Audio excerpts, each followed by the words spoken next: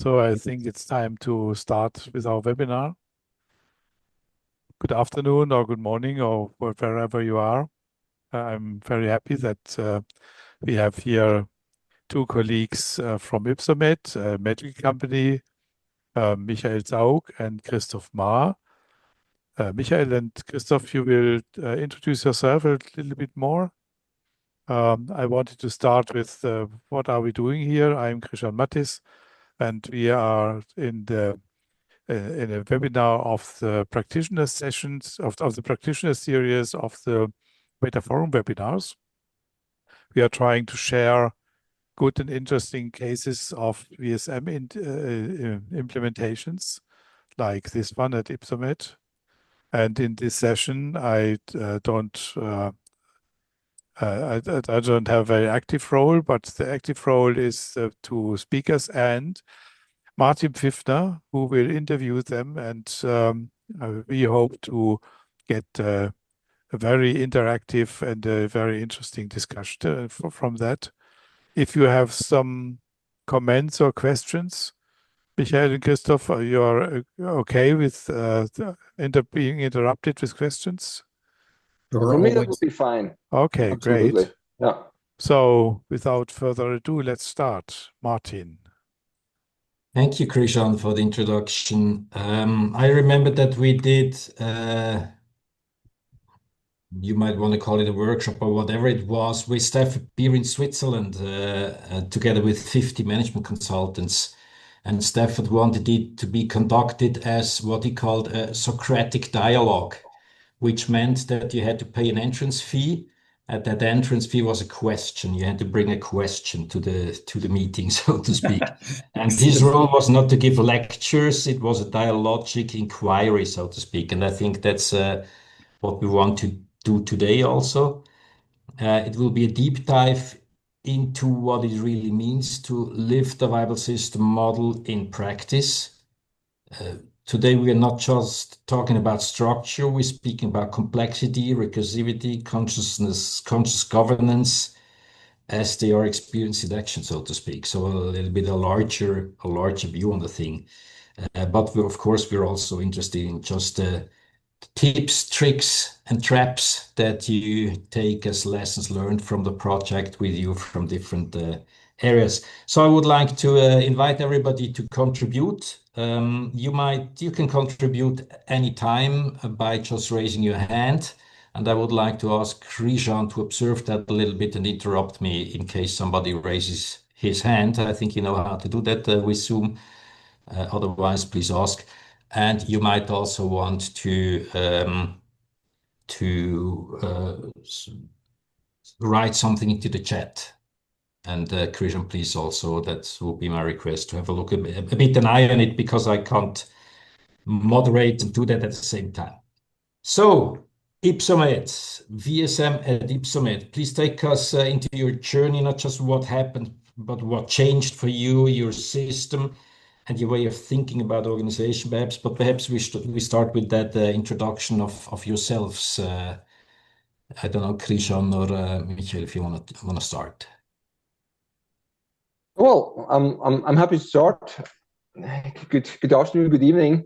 My name is Michael Zaugg. I'm in the board of Ypsomed, responsible for the corporate services. And when we go back to 2021, that was a particular situation where actually the whole aspect of thinking in complex systems started, because at that point, Ypsomed was already growing very fast on the one hand.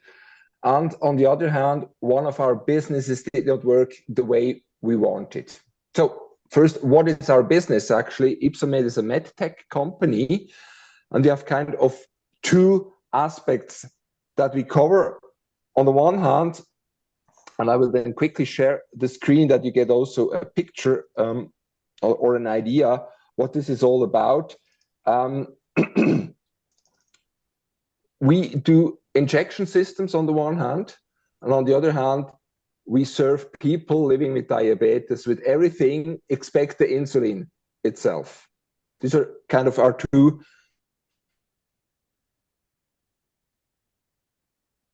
You are disrupting now, Michael. We can't. You're freezed. We can't hear you. We can't see you. A slide. Oh, now we can see you again. There was a freezing of the screen for 20 seconds. Okay, it says the connection is not stable. I hope. Is it better now? We can see you now, yes, and the Okay, and sharing now you should see starts. this. Good, and now you should see the screen. Yeah, we see it. Yes, we see. Okay, so this is a slide with some pen-like devices on it. That's the one business. So these are the injection systems we do. Michael, maybe you want to switch into the presentation mode, then it's better to see. Yeah, I try. Usually, presentation mode with PowerPoint makes it even worse. But okay, then leave it like it is. It's okay. Yeah, because just that you get an idea what's behind. And these applications are there for the treatment of several kind of diseases that are there. Just to give a glimpse, I'm not a doctor, but you see, this is for diabetes, fertility, growth disorders, etc. And there are more and more and more and more to come. So that's one end of our business.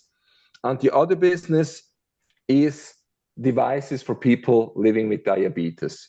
So on the one hand, the pump that brings the insulin into the corpse, the phone as the steering center, some sensors that kick in and measure your blood glucose level, give feedback, and with this you have kind of an artificial pancreas. That's the other part of our business. So that's what we actually do. And when we look a little bit outside what's about to happen, then we see diabetes is kind of a global pandemic. So the numbers are growing, and there are more and more people in need of insulin and bringing that into the corpse. On the other hand, the GLP-1 discussion that is ongoing, so weight loss treatment, these pharmaceuticals are being applied also via pens. So this is a major trend that is there. And as I said, more and more diseases that are being treated with liquid pharmaceuticals, biosimilars. And the thing is, you cannot swallow them via pills. You have to bring these liquid drugs parenteral, so meaning a side of the intestinal tract into your corpse. So you have to use these pens. When I bring that together, these are the major trends for the tremendous growth that we see at Ypsomed. It's the self-care trend, it's the biologics trend that I just mentioned. More and more pharmaceutics are running out of the patents. So biosimilars are kicking in, the generics that are coming, and the GLP-1 trend. So these are our I'm sorry to interrupt, but drivers. if the presentation mode doesn't work for you, can you at least switch off the sidebars so we have a larger picture? Great, thank you. Good. So you see, these are actually the main trends that fuel that tremendous growth of Ypsomed, and that's where we are in, and where we were already in 2021, where we see that the current setup of our organization is not capable to deal with the complexity that is coming with a growing company. That actually was the starting point. So that much as an intro, setting the scene. Christoph, you helped us also during that process. If I may hand over to you then. Sure. Thank you, Michael. Yeah, first, to correct Krishan a little bit, I'm not an Ypsomed employee. Sometimes it feels like I would be, because it's a great collaboration since more than 7 years in the meanwhile. And really, sometimes it feels like I would be an internal. No, but I'm external consultant. I'm working for a small consultancy called Step 5 in Zurich. And so we are working very much on this interface between people development, organizational development. And actually, my my background is, or my first connection with the viable system model was definitely when I worked for Malik Management Center together with Martin. I met Martin, and I still remember the viable system model. It took me, I don't know, 2 or 3 years to really like, oh, that is really great. In the beginning, I thought, what the fuck is this? Sorry for that. I was like totally confused, and what are they talking about? And it took me quite a while. But actually, then after the Malik Management Center, I was the head of learning and development at ABB, a technology company in Switzerland. That was also the moment where I met Michael the first time. So we were peers there actually. So I was head of learning and development. Michael was head of talent management. And actually, in that time, we had several discussions how to organize our own departments. And actually, we started using the viable system model for that. And I did internal projects for ABB customers with the viable system model. And then later, when I joined actually step 5 in the meanwhile, we do quite a lot of projects with the viable system model. So that's definitely our basic meta model. Whenever it comes to organizational development, we take that as a reference. And of course, then, like 7 years ago, we started a collaboration with Ypsomed, and that was exactly what Michael said. I mean, Ypsomed was, from my external perspective, it was this typical mid-size Swiss owner-owned company, very much Quite a famous one, though, right? Because quite famous, but not very international. Not very international. There was still a little bit in this Burgdorf, Solothurn area, very Swiss culture, and and people were like, "What's going on here? Wow, it's growing. The business is coming, and it was so clear actually that actually the bottleneck, the huge bottleneck was always the board. And that they were super slow in decision making. And it was somehow clear that this will not go on, or this will not be able to take all this growth momentum what they have. And then it took a while actually, Michael. We had a lot of discussions and spent some energy in that to convince people that maybe the viable system model could be an option, not as a solution, but at least as a reflection model to use. And then actually we started the journey then. Okay. So it was an ongoing discussion, so to speak, that led you, Michael, as a customer, decided together with Christoph to take that approach, right? It was not a one-off decision. It was more a process over years where you're discussing things. Yeah, it was kind of both. Initially, we had it in the learning, in the leadership education, because there were a lot of people struggling with how do I craft my organization. So this is where it was. But then there was kind of a particular moment when we had the change of the leader of the diabetes business, and up to then, to make it simple, we didn't earn any money with the diabetes business, and there was a call for action from the CEO.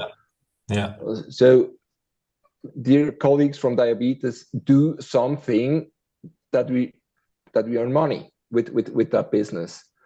And they started to think and came up with some drawings on how they would organize it, and these drawings resembled a lot of the principles that actually were laid out in the viable systems model, even though they were not aware that such a model exists. And this was kind of the tipping point when we then said, hey, look, with what you have in mind, but you don't have kind of a plan on how to get there, there is something at hand.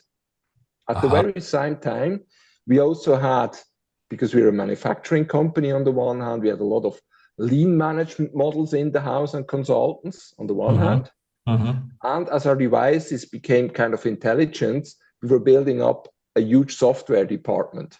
And they had consultants coming in with all these agile models, safety, etc. So you've done all of that agile. Exactly. And what we were looking was then kind of an underlying help to craft the future organization. Mm, And I yeah. remember well, we had an executive board meeting where we said, maybe this viable system model could help us to get through that. Don't you want to take some time to dig into that? And from where we were coming, Christoph was elaborating that a bit. Time for the executive board to come together was usually half a day. And that was time spent. Yeah. And this was the first time that we said, well, let's take 2 days to really work it out. And it started actually with Were you coming workshop. from what needs to be done there, or were you just a feeling saying, well, that's generally not enough? That's generally not enough. Okay. So Exactly. it was You like really have a to take the time. diagnosis of the organization, and as Exactly. Christoph said before, the bottleneck typically is to be found on the top of the bottle. Yes. Yeah, exactly. And Okay. this was already kind of a change, saying, hey, let's take the time and work the way we think the future organization should work. Yeah. Let's work that out. And that's when we organized a first workshop with the whole executive board. Christoph was Yes. there supporting us. And by doing so, we started applying some basic principles of the viable systems model. I see. We're coming to that in a minute. Yeah. Yeah.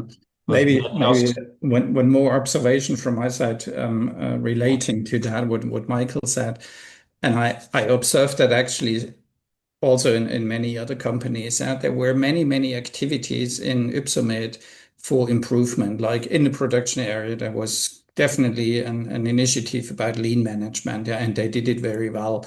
In the software department, they did an agile, whatever initiative approach. Yeah. Interesting was always, that both concepts, lean and agile, didn't connect somehow the entire company, and that was actually missing the overarching idea how that Ypsomed beast could work together, and that people have a clear understanding what the contribution to the whole system is. Yeah, they worked very much in their departments, and they did improvements, and that worked well, but the overarching thing was missing. And So then that actually, general- I still remember, when I may add this, I still remember that workshop. That was really incredible, actually, because it was a tough workshop. You can imagine, it was like viable system model. Some of the guys, they had heard about that. They were a little bit more into that system, some others not.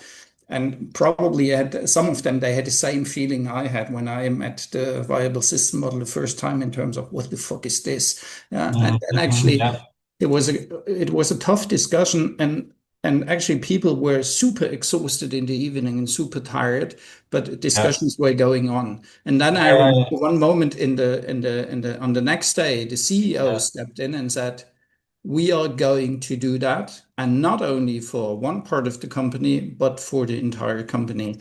And from that moment on, actually, we started to think about, okay, how could that work? Was that on the basis of a VSM introduction to that executive team? Okay, so that's quite interesting. But actually, the decision was taken by the CEO, then we do that. Exactly. Maybe we need to say at that stage that the CEO of that company is also the owner, and a very is in quite a successful company, seen as a very successful company, a very well-managed company, and he's also quite popular as in his political activities. He's politically active also in Switzerland. Quite a figure there.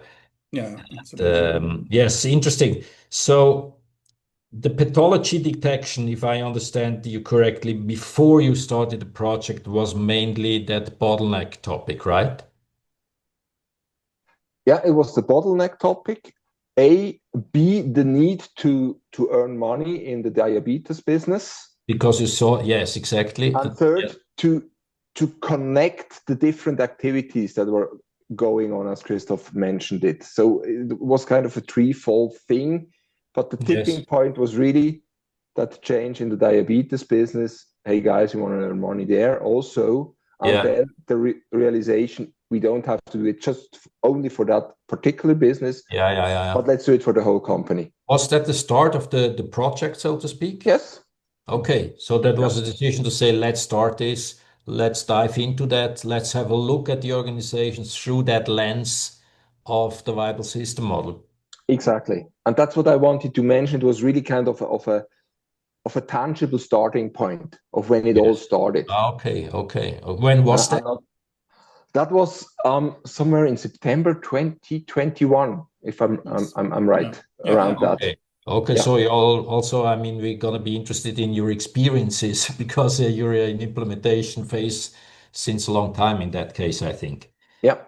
Was there an official ending point of the project, a date where the Yes. It was really a key turn date.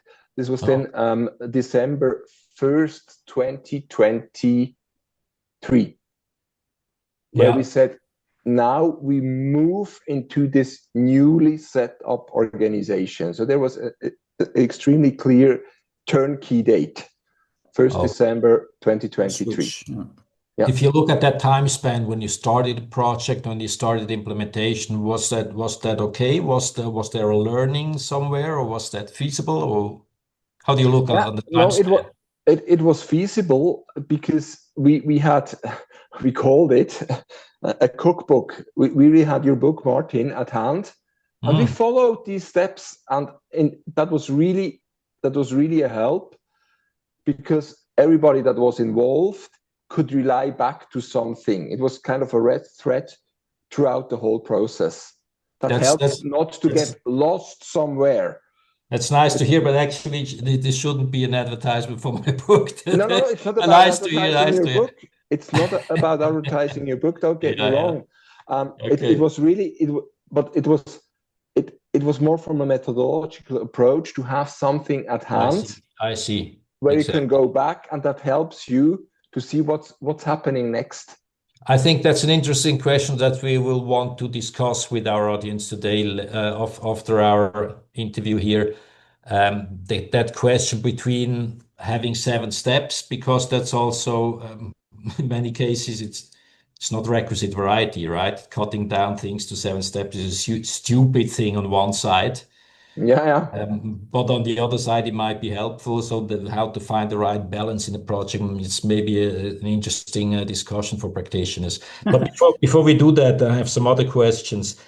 Maybe Christoph, the general question to you, if you know, okay, we're going to start this now, we're going to start that journey. What is your experience? What would you recommend the customer, how to approach it, how to set up a team, how to involve or not involve, and how the working mode should be, and so on? I mean, just to make that clear, I could joke now, as a consultant, never recommend Martin's book, because then the customer doesn't need you anymore. Bad for I'm not business. sure about that. No, joking aside. No, I guess what Ypsomed did was actually quite an interesting approach, because the first thing what they said, we need a really, really capable project lead for that. And they found a guy, it was amazing to work together with him. I would call him in the meanwhile a viable system model nerd. You met him once, yeah? It was like, I never met somebody who stepped into the model that fast. He was between weeks, he was kind of a real expert. Who are you talking about? I'm not sure. Christoph Berger. Okay. I think you met him once. Yeah. Project lead. And I have been there once for half a day or something together with you. Exactly, yeah. It was my only contact to Ypsomed. Yeah. And actually what we did, or the approach of Ypsomed they have chosen, was actually really to work that as an internal project. I was very much in the background from that point on, supporting the project lead more content-wise, if he had, as a sparring partner, if he had questions to the viable system model. For more special questions, we asked you, Martin, to join once, yeah. But then actually it was quite an internal project. They had a project team. They had Christoph as the lead, and then they analyzed actually very much the things and involved actually. How many people did you have in that project team then? Michael, that is a question for you. I don't know, actually. Well, it was a very, very lean team. Actually, it was just Christoph Berger, the guy that you mentioned. It was me. Was he the division manager of diagnostic of diabetes? Or what was his role? Christoph, he was a full-time project lead. Yeah. Oh, okay. Yeah. I see. Yeah. We just choose him because of really of his capability to dig into complex problems. Yeah. He's a doctor in Amazing. physics and Yeah. an extremely intelligent person. He was actually working in innovation in our company, and we said we need a guy like that, and I it was see. a perfect match for that. As And how many Christoph other said, people? And what other people? the very, very core team, we were three people. We were Three. three people, and in the extended team, it was the executive board. They were heavily involved. Okay, that is important, I think, right? Yeah, they were heavily involved, and in this core team, we started to draw, literally to draw the Three persons. organization. That's Three it. persons. So two of them are coming from the company. Yeah. Together with Christoph. And would you say that involvement, that strong involvement of the executive board was a key success factor for the project? Definitely. Yeah, absolutely. Yeah, because that's also my experience. I don't do projects anymore where these guys or girls are not really involved. Okay, so what was your working mode then? You say you started in the core team of three persons. So what kind of work did you do in the core team, and what did you do with the larger team, including the executive board? Well, in the core team, it was really the planning of the next steps. So how do we involve the people? How do we guide them through the different steps, these 7 steps, because they helped, even though your input, but it helped to go through that. And we had we were kind of moderating the discussions that were there. I remember well when we were discussing, what do we do decentralized? What do we do centralized?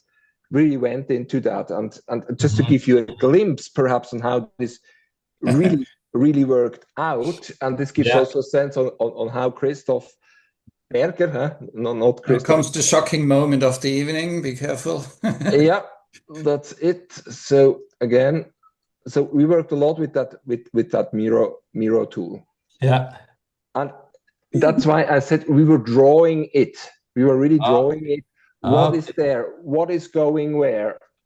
How far do we exactly want to go? And this is what the core team prepared. And then went out to the executive board and said, look, guys, we have several options.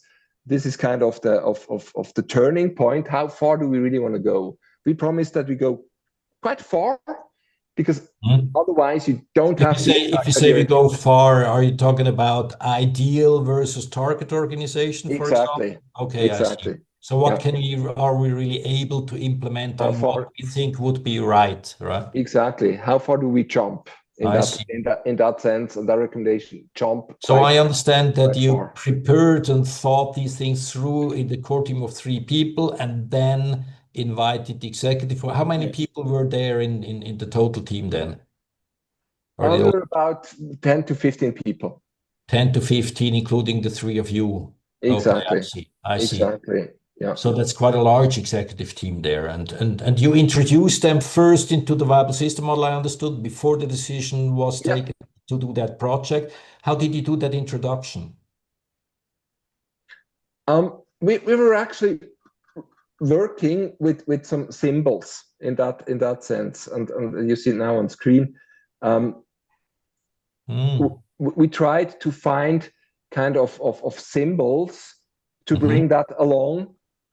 So that was the whole model in that sense, where we then, for instance, said, okay, what is a S2 function? So these are literally the slides we were using then, with simple pictures.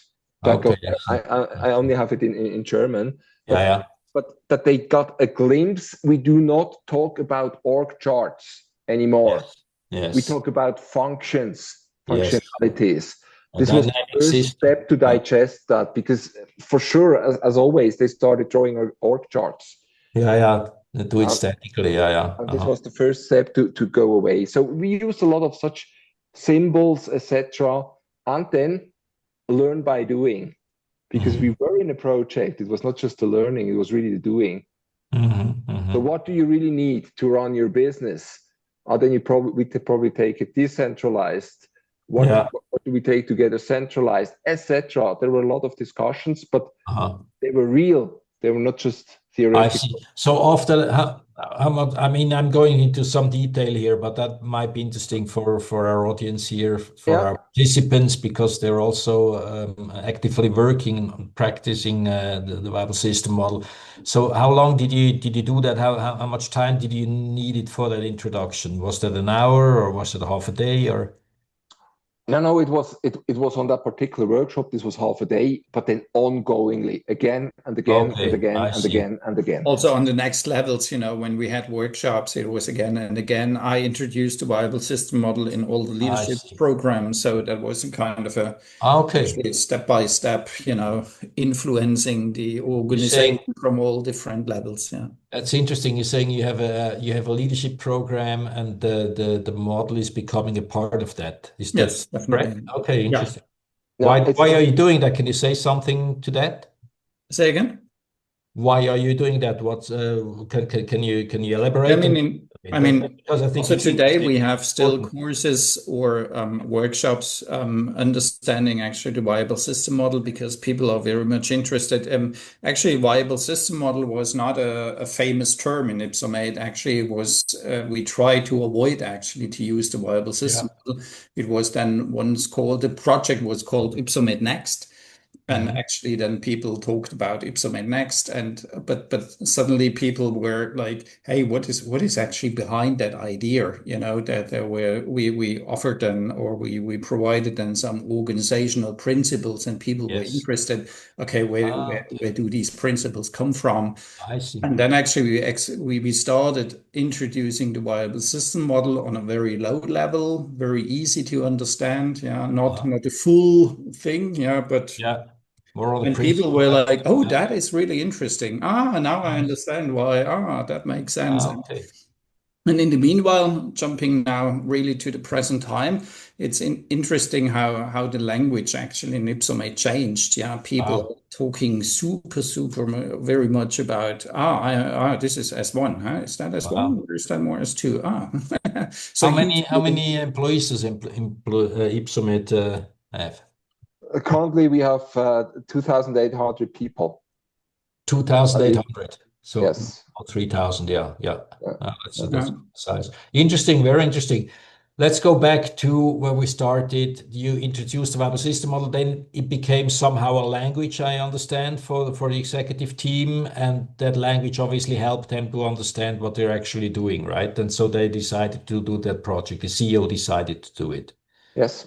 Then you started a project with that core team. How many of these executive meetings did you have then when you came together with the whole thing? Because I understand you prepared things, then you discussed it, and then maybe after a meeting like that, some decisions were taken that you can go on to the next step or so. That's what I think. Yeah, that was also a learning journey that we had. Okay. That all of a sudden we realized that big workshops are probably not the best way to approach it. And then we changed and made smaller groups and even one-to-one discussions with the incumbents, with the executive board members, and say, look, what is your thinking, etc. Because in this intimate space, it was also easier for them to say, this I do understand, this I don't understand, which was much more difficult in the bigger group. I see. I do not understand. These alpha guys are not capable to say, I do not understand. But in an intimate space, this worked well. And coming from there, then back into the bigger group, that helped a lot, this way of working together. So in the end, we had dozens of individual talks, dozens.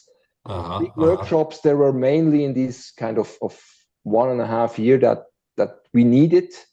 Yeah. There were probably some 5 to 6 workshops, bigger workshops. 5 to 6. And these were one-day, half-day workshops? These were half-day workshops. Half-day workshops, okay. I see. Actually, later in the journey, I had several workshops then on layers in the organization to, when they started then creating their own system, their own viable system model in terms of, okay, what does that mean for us, for our own S1 systems. What is S2 for us? Where do we need to decentralize things like that? I see. That happened later than in the. Let's go there. So, what are the layers or the entities within Ypsomed that are currently working now with the viable system model? I mean, starting actually, Michael, you correct me if I'm wrong. So on the first level, we have these, and in the past, we had these two divisions that Michael mentioned about. And then actually there are product areas as the next level. Yeah, and then we have what is after what your system focus was that? What was that? Was that one division or the whole company? It was the whole company. The whole company was the system focus, recursion zero, right? Exactly. And this was also simplification that we did. Yeah. Because changing the system in focus all the time, we realized that was too difficult to digest. So we fixed it and said R0 is Ypsomed as a whole.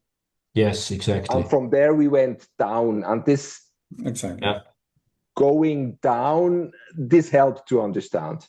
But you mainly applied it to recursion zero, to the whole group, and then you start also applying it to system ones on that level, right?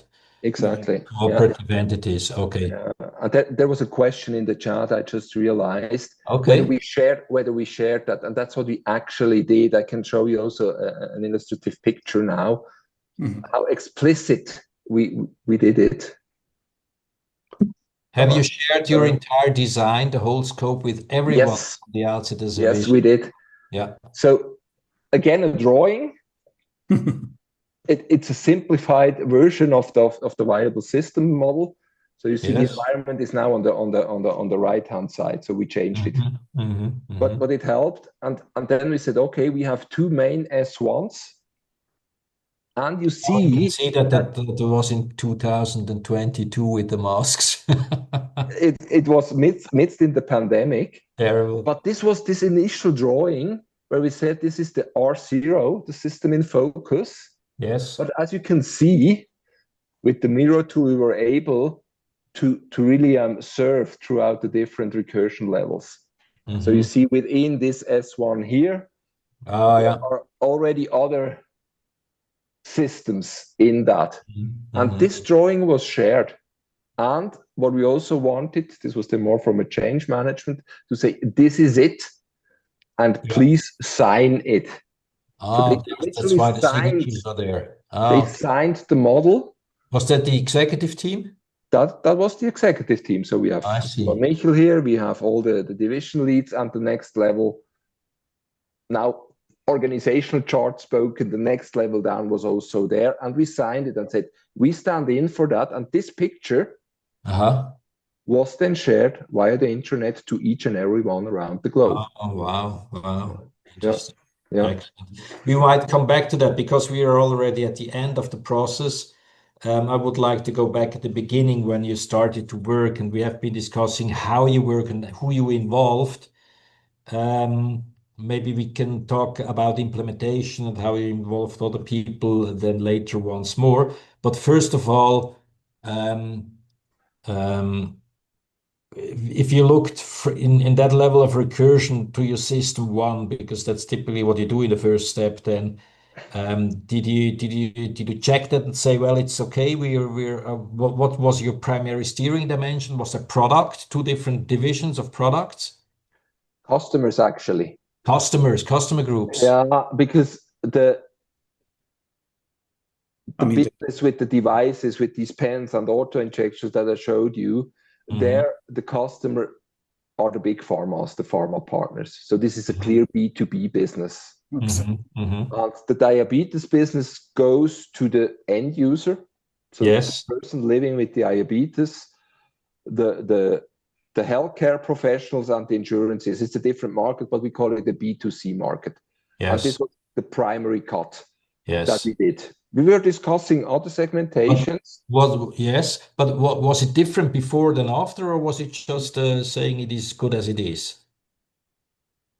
It was more clear afterwards. It was clear, I see. Yeah, because that was also the problem that we had, that we were organized functionally, but in fact, we had two businesses that went Mhm. throughout the whole. It was originally Yeah. Some kind of an unclear, ambiguous matrix organization between exactly functions and business. I see. Oh, that's interesting. the very classic thing. Everything is overlapping, Yes. so the whole environment is just a one piece. Yes. Yes. I give you one example where that showed up actually very much in the past. They had, I mean, you know that in pharma and medtech you have big and powerful quality departments. Yeah. You know, and quality control was a powerful department working for both units, for both business areas. Mm-hmm.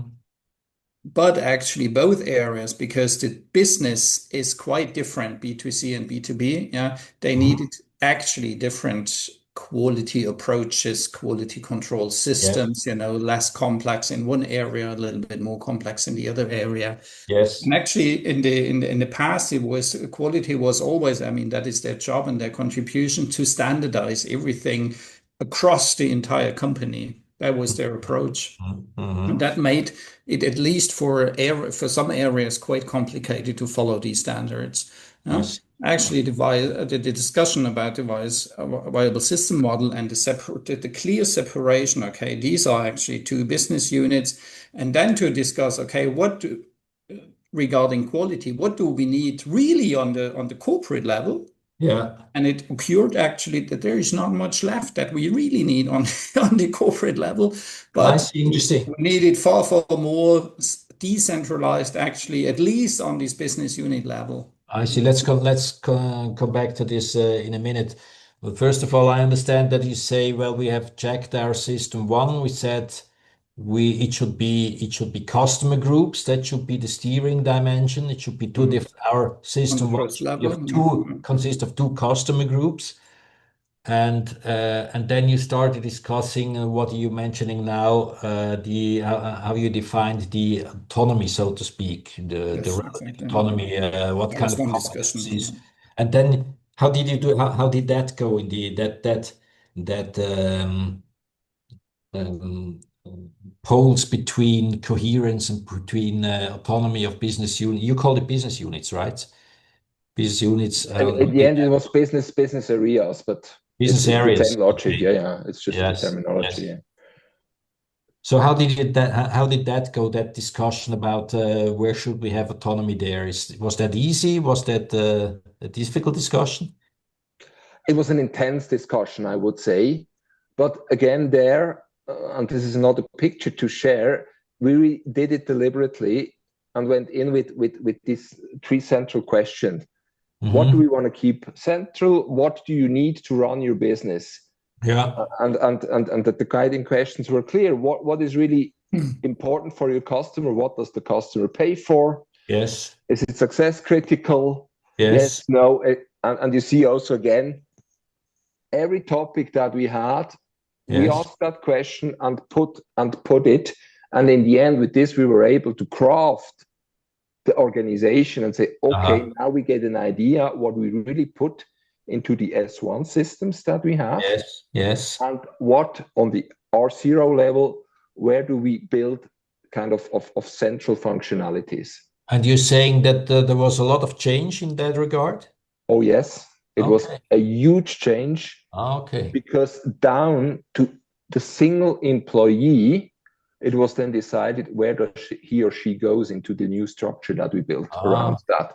So it was really a big change for the whole company, and that was really detailed work. There were huge databases where we know who is where before and after. Decentralizing the whole organization. But one experience more was agile also by that. Yeah. I mean, I remember a workshop in the quality control department, yeah, where actually, and I think what the work with the viable system model shows, sometimes it's so clear it occurs actually automatically, you know, needs to be decentralized and was centralized. And I remember that workshop, it was so clear that we need to decentralize that. And there were like 10 leaders. And it was so obvious, but nobody was dared actually to say, okay, we do that now. And it Yeah. was like, because it was clear that the department will lose power in the organization. Exactly. That was clear. I And want it to was speak like, about that. Yeah. we can't do that, we can't do that. And it was Yeah. still clear. Yeah. And then at the end of the day, again, it was a leader who said, Uh-huh. guys, it's so obvious, and we are going to do that now. Uh-huh. And I it think was a kind of a disaster evening. I remember people were really pissed. I think this is one of the most difficult discussions because here, as you said, This you have is personal interests. People are losing things or can see themselves as losers, I think, and other at least winners. at the moment, yeah. Mm. Because that's the perspective that we have to deal with that in practice. And what is your general experience in situations like that, Christoph, in other consultancy projects? Um, how do you deal with that? What is right for the company and what is right for the single person? I mean, that is probably in many change projects. Like, I would always go for what is right for the company, even if it's hard for people. But my experience is when the decision is made, we do that, then we can support people to follow. And then Yeah. people will follow and will understand that. But that moment to take that decision, this is really hard. And therefore, sometimes it needs the powerful top-down decision. And Yeah. then you can work with the people. And also, we work with these quality Was it people. Yeah, but it was was it, hard. but maybe that's a bit suggestive question, perhaps, but was it for you helpful to have these criteria to get emotions as far as possible out of the discussion and bring it to a discussion of criteria rather than any kinds of arguments? Yeah, it was kind of two aspects. On the one hand, Mm. yes, it was helpful because it was concrete, and it was also because these questions were applied to each and everyone in the company. Yes. This created let's say, an atmosphere of knowing, it's not just about us. Uh-huh. Everyone is undergoing this Uh-huh. discussion and has to let go certain things when you decentralize. I'm not Yeah. alone, and this helped Yeah. Okay. to say, okay, this is not particularly quality now. This is not particularly finance now. Yeah. It's a logic. It's a principle that we apply. I see. And you said that within these two customer groups in the organization, as system one on the next lower level of recursion, you have products, right? Yeah, these were then I see. product areas. I see. Yeah. What kind of concrete mechanisms were established to realize the system two function between intersections? How were the intersections between these two customer groups then? Were there large intersections in the end? At the beginning, yes. In the end, no, right? Rather than building a lot of system two, you avoided it. So you didn't have to build that's it. Yeah, we to prove that we can jump in what is actually happening now, exactly now, because the ones who have followed the newspapers, we are now divesting the diabetes business. Yeah. Yes. So by 1st of October, this is going to be a company that was sold out of Ypsomed. Oh, okay. I see. Yeah. So it literally happened. Okay. And without Ypsomed next, it would have been a nightmare to do that. Having done it before, it was much easier, much easier, because it already happened. They had kind of everything they needed. Yes. To run. Yeah. And there were only kind of a few adjustments to do to carve out now from the let's say centralized systems that we had so far. This was mainly my organization, corporate services. Where we had some people in IT to let go, etc. But who goes where was done in an evening. It was that simple. I see. Having such an approach here. I mean, that's the effect of having an agile organization, right? That you can change your system one, you can add system ones by buying other companies or other elements, starting ones and also carving ones out, being agile, being adaptive. And it really happened. What is happening right now? I will continue for another 8 minutes to ask you questions. Then I would like to open it up to the audience, to everybody, to ask their questions. But just to go a little bit through the process, um, regarding if we go on, we talked about system 1, system 2, system 3. Quite always interesting is your perception of the system 3 star channel. Have you been discussing it? Yes, but this is the not yet fully solved aspect, to be honest. The S3 star. Let's say when this turnkey, 1st of December, it was 2022, not 2023. By the way, I was wrong. It was 1st of December 2022. And Christoph Berger and I, we said, now we should take the time to dig deeper into S3 star. I see. And this never happened, honestly. Okay, yeah. Yeah, on how exactly to organize that. But since 1 year, we have a new CFO who joined. Yes. Because the other one retired. And he came in. He also made his studies in St. Gallen. That helped a bit.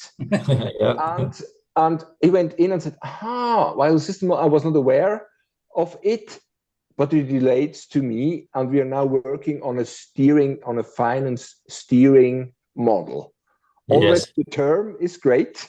Finance steering model. And we try to apply also there the viable systems model principles. And the good thing is that the organization already is capable to understand, because we have this common language with the S1, the S2, the S3s, etc. We can now really build on that legacy that we already have. That's an interesting aspect now, and that brings us also to system 4, which typically also contains some kind of self-reflection on organizational development. What do we need to change? What is still missing? Working on the system.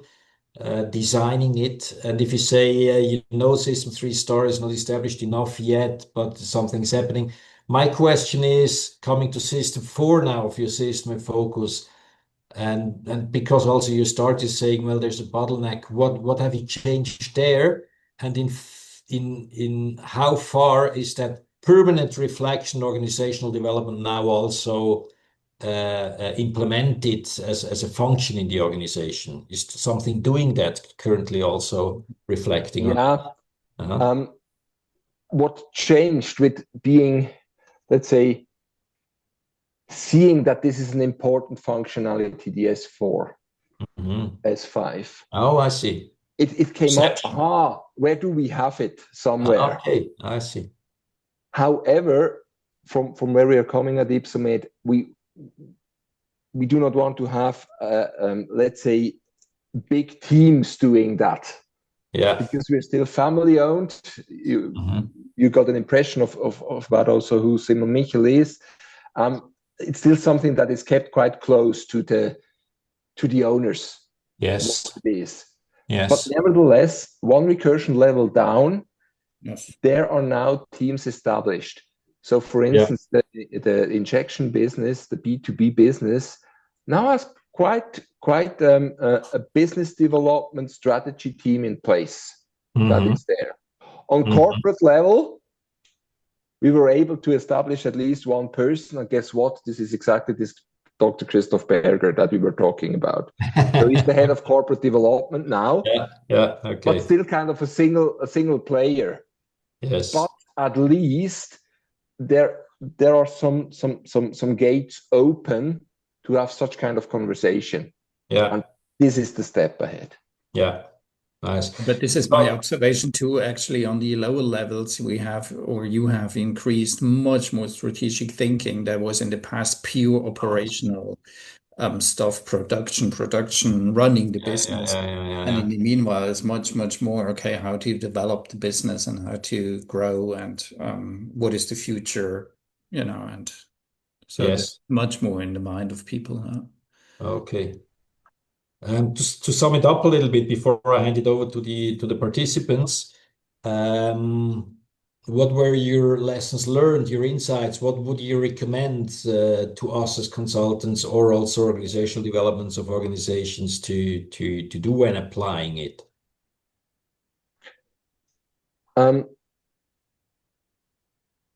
What really helped was having kind of a plan. So despite it's not recursive, but to have these 7 steps, just to have a handrail. Yeah. that helps you. That was important. The second is establishing a common language. We underestimated the power of that at the very beginning, but we realized it in hindsight. Oh, that's interesting. That helped a lot. Because you can talk about things that you otherwise not even would observe, right? Without exactly. They're kind of it's a wheel of unknown that stands before that. You feel it, there is something, but you don't have the words to describe it.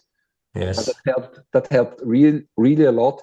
That then people coming together, they had kind of a tool set and a nomenclatura for certain observations, and this helped then to frame the organization as such. That was the second thing.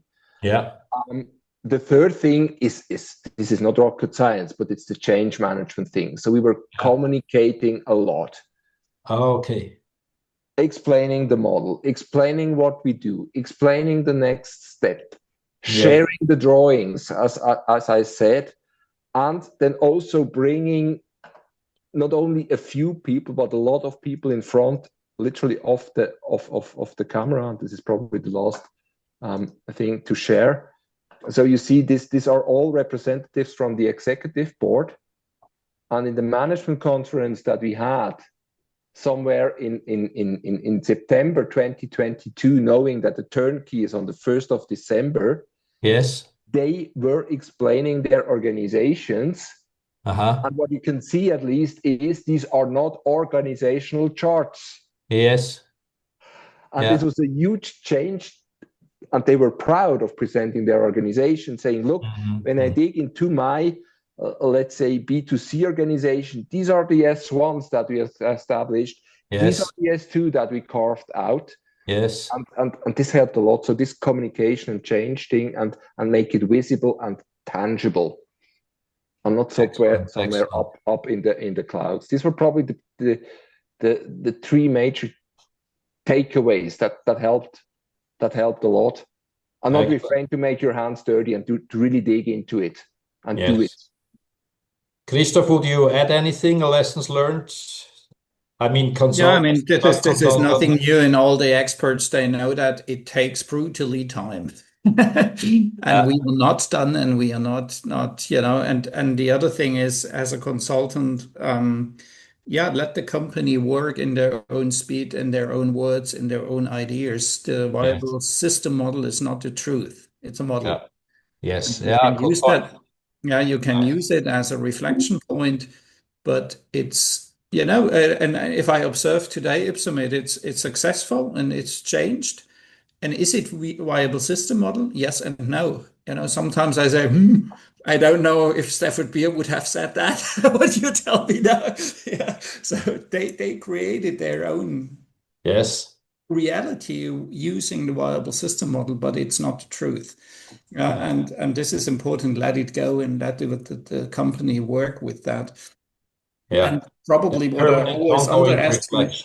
Is the power of the org chart. I think this is really, really strong in Ypsomed. So still after 3-4 years, people are asking more the question like, am I S1 or am I S2, rather than the work I do, the task I have, is that more S1 task or an S2 task? So where's my home base? This is very important, and it's always a source of irritation if we tell people, well, sometimes you're a little bit more here and sometimes you're here. This is very confusing for people and difficult. Different hats and playing different roles. Yes. Thank you so much. I would like to open it now for everybody. So to give everybody a chance to ask their questions, please go on, just speak up. We have one question of Pascal. Pascal, is that question still open? Well, no, the question has been answered. Thank you for that. Answered, yeah. I'd like to make an observation. Thank you very much. That was great. And it's lovely to hear a case study of viable system model being used in design mode, not just diagnostic mode. One thing that really struck me, it's a comment really, but you might expand a little bit. In my experience, people, including myself, find the VSM of use if they've already essentially discovered it themselves or discovered most of it themselves. And then suddenly it provides a coherent structure and language to identify things that they've kind of already known. And I think you made a reference to people drawing pictures in the early days, which essentially had a VSM kind of feel to them. I don't know. I'd be really interested to know the extent to it, whether you can elaborate on that. You know, what was the nature of that? Was there recursion? Was there system 4? Was there system 2? You know, what were the elements that were in that you thought, aha? Actually, it was when this wake up calls to the diabetes business came. Hey guys, we have to earn money with the new leadership also. And these initial drawings that I was referring to, they resembled a lot to the segmentations of the S1s.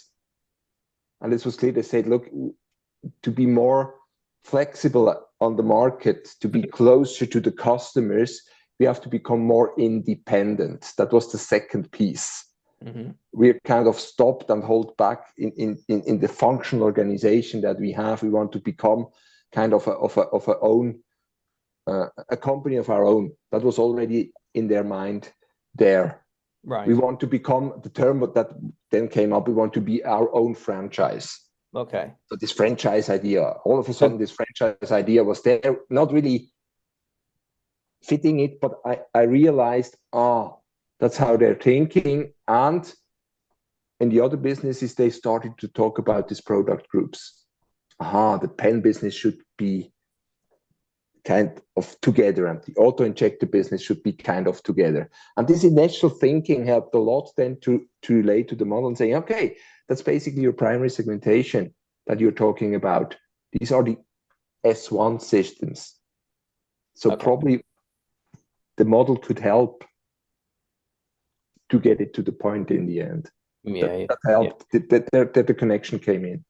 If this answers a little bit your question or gives you so I mean, okay, so there's actually, it's more about that kind of just the sense of the importance of the autonomy within the cohesion of the whole. It's that. Yes. Yeah. Yeah.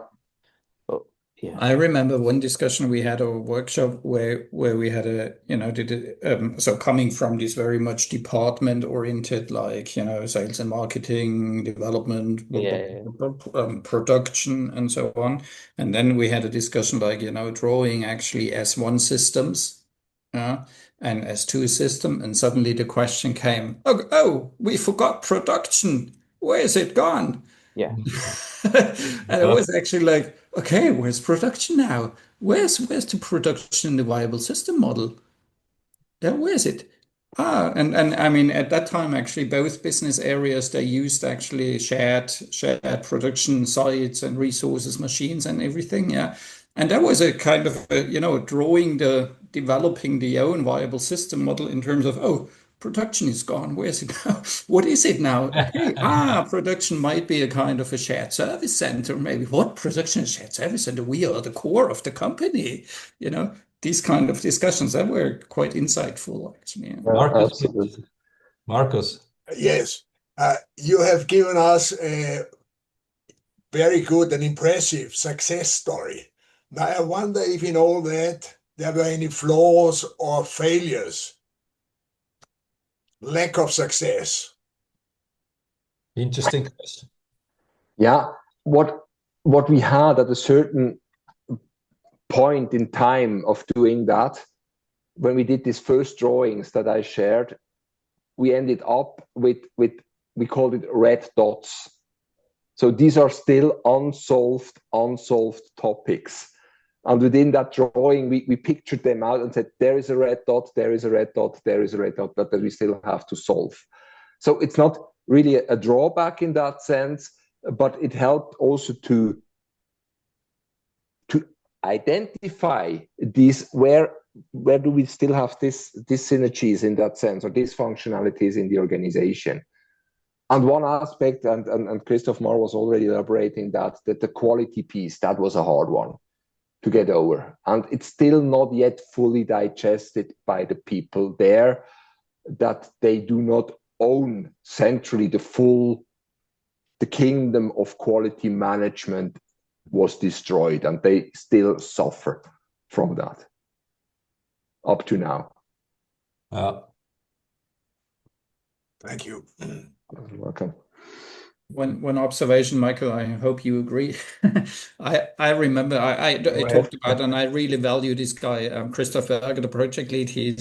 Was absolutely fabulous.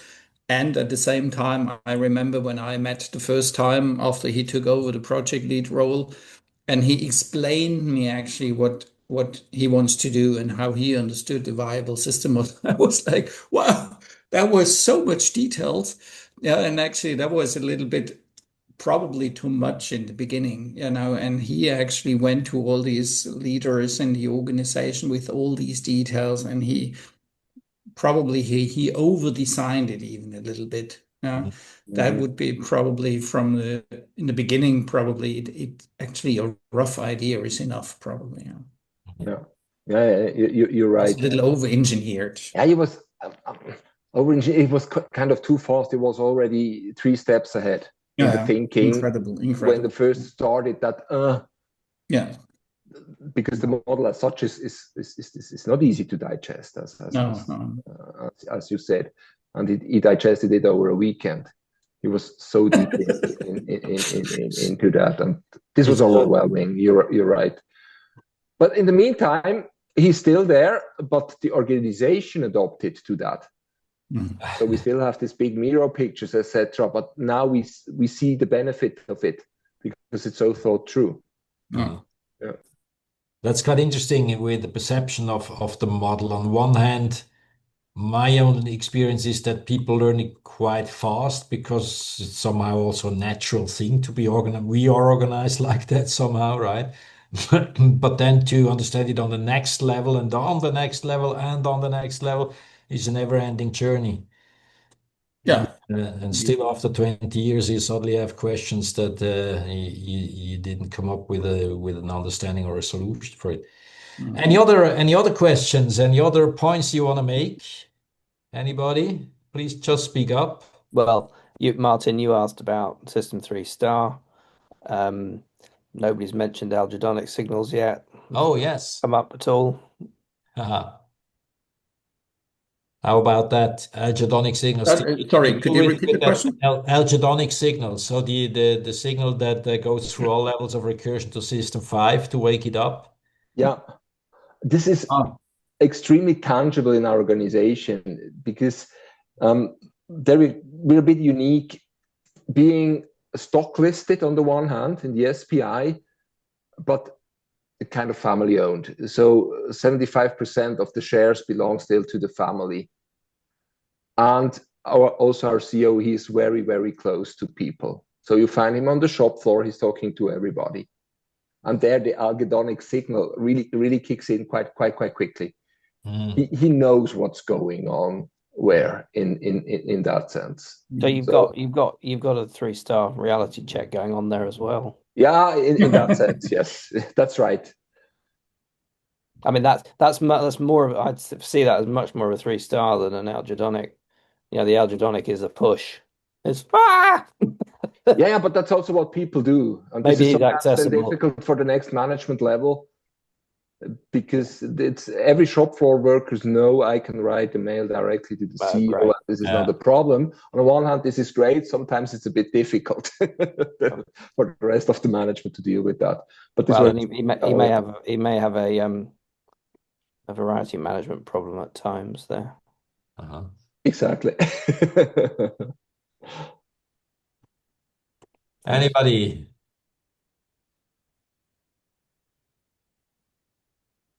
If not, then I think that we should end this. Thank you very, very much for your precious time for investing it, Michael and Christoph, and everybody else also joining us today. We're building that community. I have expected a little bit more participants, but at least we had 12 interesting ones, seven still here.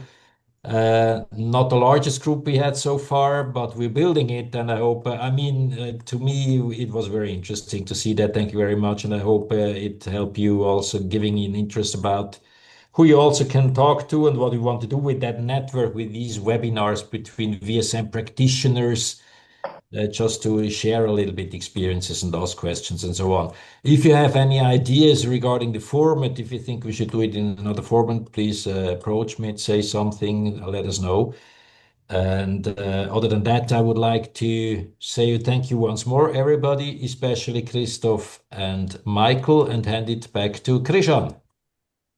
Oh, I don't have really much to say, but before we end here, I would like to apologize for the scheduling chaos for this webinar. And we are trying to improve. So look out for the next newsletter. We will include the next practitioners webinar, and we'll try to avoid the mistakes we made here. Thank you from my side, and you will find the recording on YouTube as usual and on the website in the next days. And So talking about okay. YouTube, you mean the Metaforum YouTube channel, right? There's a specific channel with videos on these webinars. And we will have linked it to the Metaforum website. So you don't have find to it look also for it. through the website. Yes, Yeah. exactly. Okay. We're planning for about 4 to 6 webinars on practitioner exchange, VSM practitioner exchange, like we did it today. And the next one, I think we discussed where it should be about the operation system 3-4 homeostat, the operations room concept, because there's some ideas floating around. Also, given the possibilities of AI nowadays, that will be discussed on the Metaforum conference coming up in July, I think, beginning of July. All 3rd right. to 5th July. Exactly, in Manchester, and the next webinar probably will about that topic. And then we have a lot of other applications, meanwhile, of people who are willing to share. So you get invitations for next ones. Thank you once more, Ypsomed. Thank you, everybody, and have a nice evening. See you soon again. Ciao, ciao. Bye. Thank you. Bye-bye. Bye-bye.